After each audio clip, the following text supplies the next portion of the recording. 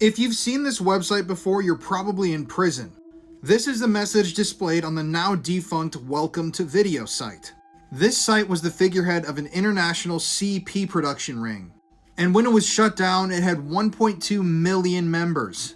Authorities also tracked down 360,000 downloads that stemmed from this website of CSAM or CP materials. 4,000 of these paid members were identified, and yes, they were all hardcore pedophiles. This guy was a local pastor who got caught downloading materials. And this guy, Nicholas Stengel from Washington, D.C., downloaded over 2,600 videos from the website. 2,686 to be exact.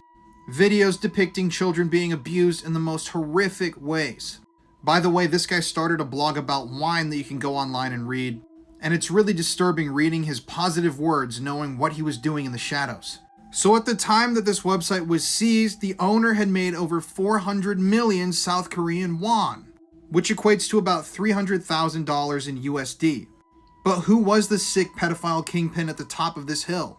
Well, it was this guy, Sun Jung-woo, whose identity in all the photos that have been released is purposefully obscured by the South Korean government. So Sun purchased this disgusting website in 2015 and ran it from his home.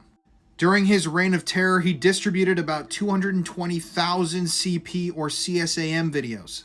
Users on the website could purchase these disgusting materials using Bitcoin, and Sun would often encourage people to upload their own content for fun. In a disturbing twist, 45% of the material that was found on the website had not been previously seen by investigators. In my math, that's over 100,000 videos and images. Now, this is the part that's going to really infuriate you. So, Sun Jung-woo, who ran this website, 220,000 videos and images that he personally cycled through to other pedophiles. After his trial, he was convicted and sentenced to a little bit over 2 years in prison. You heard that right, 2 whole years in prison for running a pedophile website with over 1 million members. The United States also tried to get him extradited to the US so he could face a number of charges and obviously get a life sentence. But the South Korean government denied this extradition request. Then, in July of 2022, he was sentenced to an additional 2 years in prison. This time for money laundering because he used some of his profits for online gambling.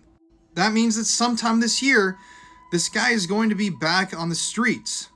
Now, keep in mind, this is mind-blowing. Less than 10 years ago, this guy was up and running one of the largest pedophile websites in the world.